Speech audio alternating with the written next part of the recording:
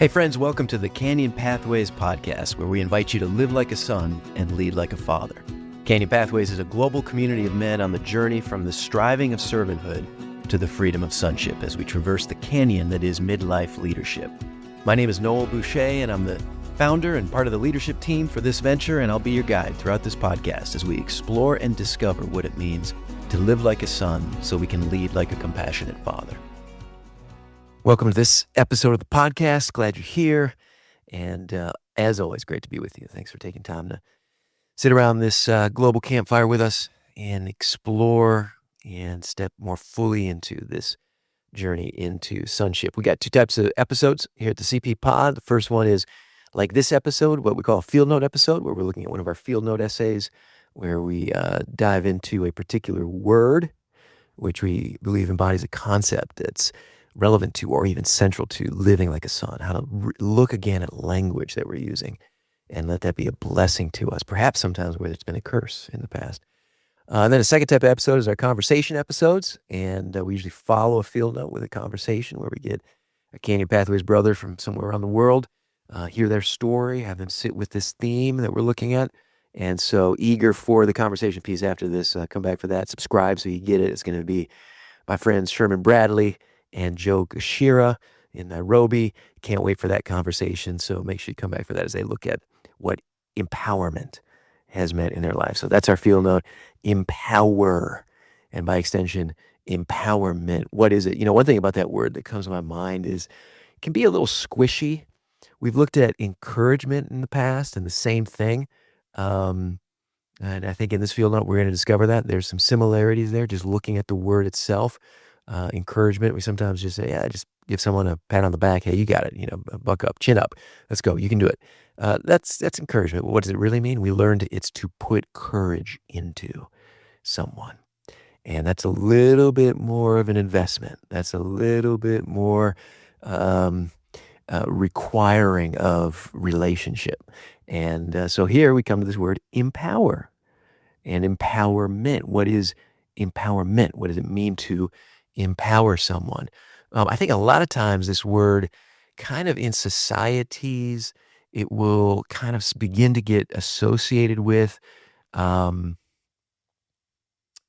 fixing, a changing, a redeeming of a situation where there was a group that was disempowered in one way, disenfranchised, oppressed, limited, either legally or socially.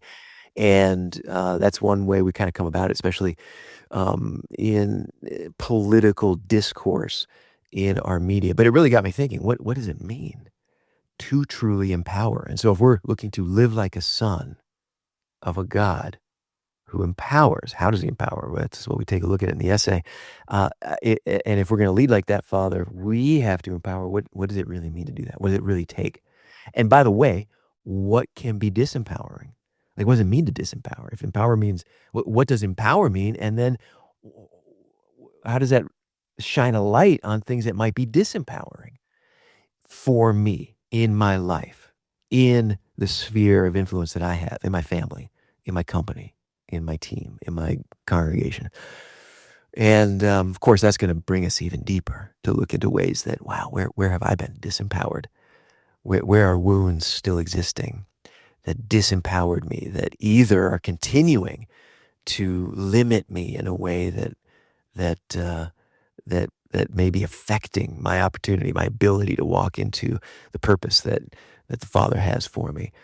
Or how am I continuing that behavior? How am I fostering continued culture of disempowerment by perhaps repeating the same things that I experienced previously? So we want to look at that. That's why we're diving in to a field note essay. What does it mean to empower? What is empowerment? What does that look like? How does it relate to this journey, this adventure of stepping into this identity of a son, of moving from just being a servant, just being a hired hand, just being an employee, to living like a son and heir? So let's dive into it. And here's our field note on empower.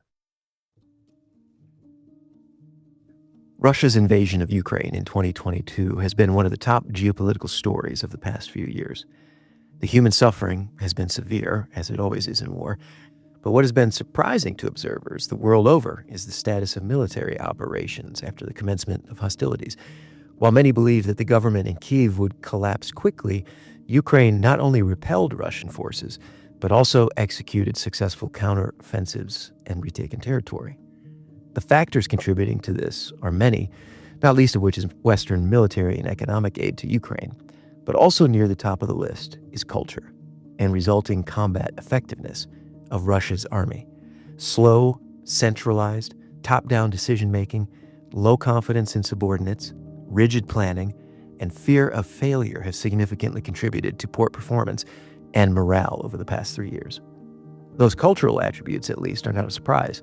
An authoritarian regime with roots in a paranoid security system could hardly be expected to exist without brutally confiscating power and coup-proofing the military. While it may preserve control, it necessarily prevents the empowering of frontline commanders. As a result, battlefield losses and combat casualties mount. Disempowerment always disappoints, and daily life is not immune from it. We've all experienced the limiting, if not debilitating, effect of not being empowered by someone near to us. We've been betrayed by someone who should support. We've had things or opportunities taken when they should be given. We've been undermined by sarcasm or accusation when we needed attention and affirmation. We've been condemned, not consoled, ostracized, not authorized, ignored instead of inspired. Perhaps we too have failed to empower. Maybe it's come to light that others have felt hurt or held back by us, even when we've tried to help. Why is it that empowerment seems so fundamental, yet fundamentally elusive in our lives and leadership? Let's examine the word itself for insight. For the past 40 years or so, a common meaning of empower has been to give someone more confidence, positivity, or sense of strength. Originally, however, the English word empower meant much more: to give power or authority to someone. It crossed the English Channel, as it were, from the Old French, meaning ability to act or do, authority to command. This developed from the Latin in, meaning into, and potere, power, ability, or to be able. Spanish speakers will recognize that as the root of poder. One thing we discover in this is a distinction between empower, to put in power and ability, and encourage, to put in courage or heart. While both are necessary, encouragement involves providing the inner person with needed resources. Empowerment, on the other hand, provides the external means needed to take action, the means to procure something, to decide something, to order something, to accomplish something. Encouragement grants others the power to be. Empowerment grants the power to do. And there's the rub, to quote the Prince of Denmark. To truly put power, ability into others means a grant of independence and autonomy that is difficult for us. It feels risky because it feels like we're putting things at risk. The status we strive for, the assets we've accrued, the circumstances we've strategized, and yes, the power we've prized. We are limited, embodied beings, after all, and a granting of the finite amount of ability, access, and authority that we possess without a clawback clause feels costly, because there is, indeed, a cost. But that very power we prize, however we view it and value it, will corrupt our mortal frame like a piece of rotting fruit hanging too long on the branch if we guard and grasp it. Unless we let it go and put it into the soil of others' minds, hearts, and importantly, hands, it will not flourish and produce a return. Unless we plant it elsewhere, there will be a stench. This is perhaps the temptation and trial in life and leadership, to hoard rather than husband the powers and abilities entrusted to us. It has been since the garden and continues to the present. As the U.S. Army Ranger Handbook puts it, the challenge to leaders is always to provide the minimal amount of control while maximizing command in others, which fosters the fruitfulness of initiative, the acceptance of risk, and rapid seizure of opportunities. To be given command, to be given resources to lead soldiers with courage, creativity, and constant communication, confirming that if mistakes occur, things go sideways, more resources and air support can be called in rather than a summons back to Moscow makes all the difference. Put another way, the challenge to us is to be giving, not grasping, entrusting, not intractable, enabling of growth, not indignant at growing pains. It is to live like sons of an empowering Father. It is to believe that we bear the divine image and ability to govern toward flourishing. It is to receive, no matter where we've been or what we've done, that we will be covered, yea, even recovered, with the resources of relationship. It is to perceive the pattern of misidentifying power in this age and instead generously provide the means and ability others truly need. When we do, we can support others with no strings attached. We can aid others with our assets without a quid pro quo. We can faithfully foster flourishing without fear of failure. Our spouse in her new endeavor, our daughter as she heads to campus, our son as he enters a new life stage, our team as they lead on the front lines of the franchise, our friends as they tread the hills and dales of life, all experiencing power put into them, ability accorded to them, autonomy granted, and aid, when needed along the way, made available. Because, with apologies to Alexander Pope, to hoard power may be human, but to empower is divine. Joshua asked God to empower Caleb, son of Jephunneh, and assigned him Hebron. Joshua 14:13. There's our field note on empower, by extension, empowerment. I hope you enjoyed it. Hope you're taking away a few insights and some inspiration already from that. Here's 3 takeaways from my perspective, both in writing that and now reflecting on it. First is that empowerment or disempowerment is going to become rooted in culture. Culture is just the aggregate of our actions, decisions, beliefs, language, words that any group takes. A culture is formed, and it's either going to be an empowering or disempowering culture. Of course, we framed up the field note in the military context, looking at the war in Ukraine and Russia's invasion. And, an interesting one, not only because it's so important geopolitically in our era over the last few years, but no one expected it. I mean, Russia, the intel showed invasion was coming, invasion commenced. People thought Kyiv would fall in a week. I mean, no one expected Ukraine to be able to hold out. Just overwhelming odds, overwhelming superior forces on the other side. And yet they not only repelled the invasion, but have counterattacked, have held territory, regained territory. Of course, there's a lot of factors for that. But one thing that military analysts have written a lot about is a culture, in fact, a changed culture in the Ukrainian military leadership. They train their officers in such a way over the last decade to increase a sense of command, a sense of autonomy in the chain of command to empower essentially leaders throughout the chain of command, especially as you get closer to the front lines. And it was a complete culture change.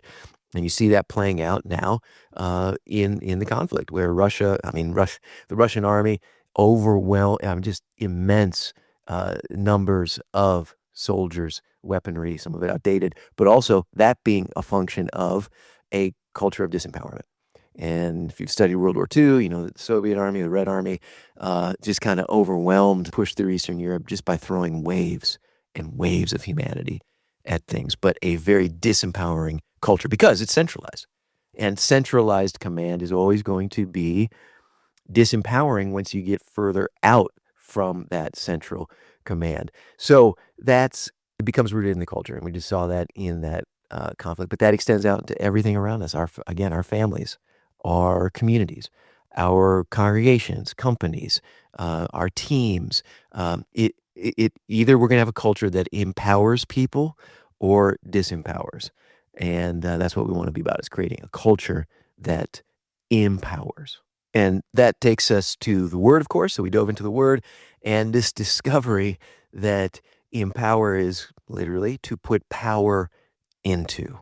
And from a Latin root where we get the word power from poder in the Latin, which really means ability. So power is ability. We have the power of sight. What does that mean? It means I can see. Power of hearing. I hear. I have ability to see, to hear. That's what power is, the ability to do something. And when we're empowering someone, we're putting ability into them. And the ability is not just the understanding, the intellect, the capability, the skills, the training. It's also the resources to do it, whether it's financial resources, whether it's decision-making ability, budget authority, tools, the encouragement, support, permission, clarity of mission, whatever is needed to be able to act. That is empowerment. And we started off the podcast looking at how empowerment can get a little squishy and it's used certain ways. It becomes used in the language in a particular way. But when we look at the word itself, we realize, man, I am putting power into the people around me. We're called to do that, and it's scary. Why? Because we're limited embodied beings, and we live in a mortal age where we are mortal. And so we're prone to scarcity. We're prone to fear, lack of resources. And so we hoard and we aggregate and we take. And to take power that I have, ability, the skills, the resources, the permission, the tools, to give that to someone else and put it in, it means I'm giving it away. I'm losing. That's why it's hard to truly empower our people, our family, the people around us, our friends, because we're afraid. And so when we start to recognize that, we might begin to realize, wow, this thing I'm called to, this life of faith, this God who created me, this Redeemer who has saved me, who's saying, do not be afraid. Don't fear. Don't be anxious. Cast your worries onto me. That's the call. And when we start to find it difficult for ourselves to empower people around us, we got to look in and say, is it fear? And am I afraid? And why am I afraid? Let me confess it. Let me sit with that. Let me understand it. Let me speak to someone about it. Let me pray about it. Let me give it to this God who says, I'm with you, never going to forsake you. But we tend to be prone and then be tempted into acting on a fear. So what does it look like? It looks like hoarding power. Instead of putting power into someone, it means it can look like I'm hoarding it. I am holding on to, keeping all of the decision making. I'm not listening to people. I'm not getting data from people. I'm not listening and taking in what they have to say in their perspective. I'm not being generous. I'm not investing in those people. That's disempowering. That's not putting power into the people who are around me in my sphere. I'm changing my mind. I'm wishy-washy. That's disempowering. Disempowering to ourselves, but also to the people around us. If I'm always changing my mind and the last person who had my ear is the one who, their perspective wins out and then someone else does and I pull in the reins again, that's disempowering. People can't act. People can't have confidence. People can't feel safe. They can't assume risk and seize opportunity in their sphere. I pull it back. I alter the plan with no process, just impulsively or capriciously. I tell one person one thing, and then I say something to someone else. That's disempowering because I'm not putting the ability to act into the people around me, making myself the center and source of all action and attention. That is disempowering. That's maybe the definition of cronyism. And we don't want that. That's why we're living like sons, so that we can lead like fathers who empower. I've experienced that in my life. I've experienced the temptation, and I've been guilty in life and in leadership and in relationships of changing the plans out of fear or anxiety, just out of caprice, of not handing things off, of not giving someone what they need, of not being generous enough, of not being clear enough on what is in front of us, what the mission is, what the task is, what we're doing, where we're going, the route we're taking.